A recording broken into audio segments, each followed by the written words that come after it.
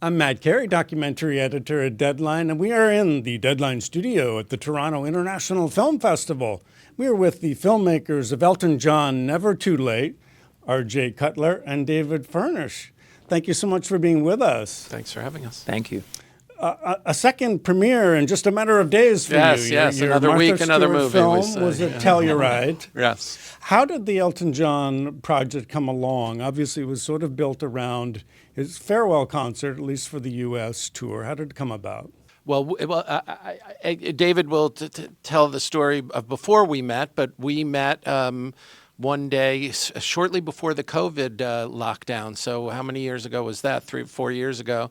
I was invited to meet with David, and we started talking about a movie that he had imagined that involved Elton's final concerts in the United States. And in that initial conversation, we talked about this idea that I had long had that there was great storytelling to take place around the first 5 years of Elton's career. And we immediately, I think, both gravitated towards this exciting idea that we might tell the story of these early years, which involved some monumental achievements, but also some monumental decisions, and then the big decision that he had made to finish touring and to spend more time with his family, and what brought that about as well. But what brought us together? I was a great admirer of RJ's work. Obviously, I love documentary filmmaking, and I had some friends connect us and introduce us.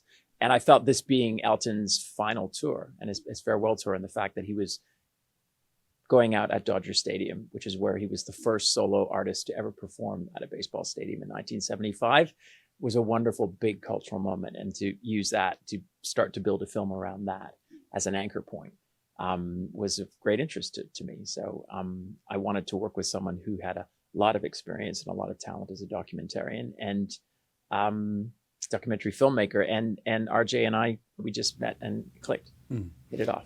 You find new footage of Elton that we've never seen before, Yes. which can't be easy, but where did you find that? Well, Was it in an attic somewhere? I always say Elton is the least nostalgic person in the world. He never looks back. We have a very extensive archive. We are always building and putting things away, but we're never pulling it out. We're always saving something for a rainy day. Well, this was the rainy day where we had the opportunity to go into the archive and uncover so many things that have never been seen before. Most of the footage from the 70s, Elton hasn't seen before at all. The performance footage being completely new, the stuff that took place at Chateau d'Araville when he was working on the Honky Chateau, he'd never seen any of that footage before. So it was really fun to finally be able to unearth all these gems and have a really good comb through everything that we've been accumulating for such a long time. RJ, in your career, you've covered many issues and subject matters. The September issue, your film on Dick Cheney. You have done some films on musical artists, Billie Eilish. You did the documentary about John Belushi. What is the key to doing a film successfully about someone who is as well known as Elton John? Because everyone's going to think, oh, I've grown up with him. He's been part of my life forever. I know everything about him. Well, I think the key is to understand that everyone's a human being, and everybody comes from somewhere. Everybody has a childhood. Everybody has their hopes and dreams, and the journey that they go on. And we're looking for themes. You know, I don't think of these films as very different for all their differences, I don't think of them as very different from narrative films that deal with well-known people. Oppenheimer or Maestro are also films about well-known people that tell thematic stories, dramatic stories, stories that are character-driven and emotional and cinematic. And we approached this film exactly the same and found, particularly in these two time periods of Elton's life, like incredibly rich narrative and emotion and conflict and obstacles to overcome and lessons to be learned. And that's how we built this film and tell the story of Never Too Late. What are the revelations for you, David? I imagine that there were some. You may have thought, yeah, I knew everything, and yet... I had never heard the audio tape of the Rolling Stone interview. And Elton had told me little bits about it over the years, but had never gone into any great detail. and to and throughout the course of our relationship, we used to talk about starting a family. He said, I don't want to have children. I don't think I'd be a good father. In the Rolling Stone interview, he says, I'd love to have kids. That really caught me off guard. That was a big, big surprise, because everything he said at that landmark moment in 76 has turned out to come true in 2022. And the fact that he identified all of that so long ago, and that here we are all these years later, able to sort of close that circle, I found that really, really revealing. I had no idea he felt that way at that stage in his life. And the film really does rely on these two extraordinary pieces of audio tape. One is the interviews, the series of interviews that Elton did with Alex Petridis, who's his dear friend and who collaborated with him on his autobiography. But nobody has ever heard those audio tapes. And I remember early on, when we Good put thing they were recording. It's don't amazing. Don't just write it down. Record these. No, it's incredible archive, and I remember early on playing some of it that we had edited together for David, and David listening and saying, you know, I've heard this voice from Elton, but nobody else has ever heard this voice, this level of intimacy that he could achieve with one of his closest friends. And then, of course, the other piece of tape is the Rolling Stone interview, which we dug up in the archives of Columbia University, and nobody's ever heard those tapes. And to be there and to be in that room, and then if we had the photographs that were there that were taken while Elton was doing the interview. I mean, this puts you in the room of really one of the most important moments in social and cultural history in Elton's life and in public life. We know, many people know about sort of his launch in a way, at least in the U.S., at the Troubadour.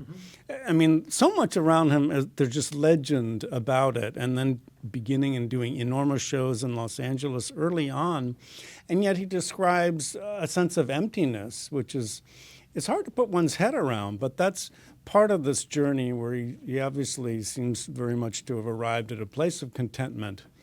But wow, what a journey, and kind of shocking in a way to hear that he did feel empty, even though this adulation was coming his way. You know, we live in a society now that reveres fame and success more than ever.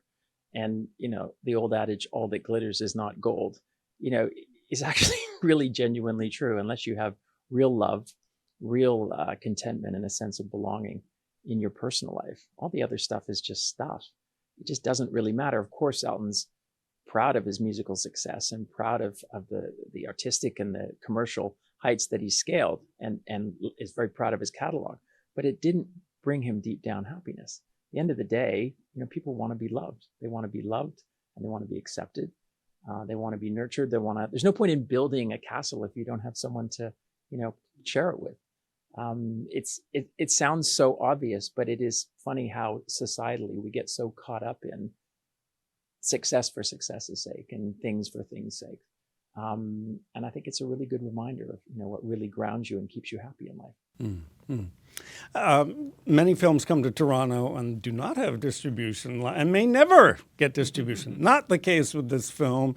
Disney Plus, what can you tell us about the release plan? Well, first I want to say that Disney Plus has been an kind of extraordinary partner to us, and of course they've been a big part of Elton's life for many, many years, but they really stepped up day one and supported us and believed in the film, and, you know, have given us great latitude and now great support. So the film will be in theaters in mid-November, and then it will be on Disney Plus on the streaming in mid-December, December 15, I believe. And we're really excited about it. I mean, they've given us this incredible slot during the holiday season.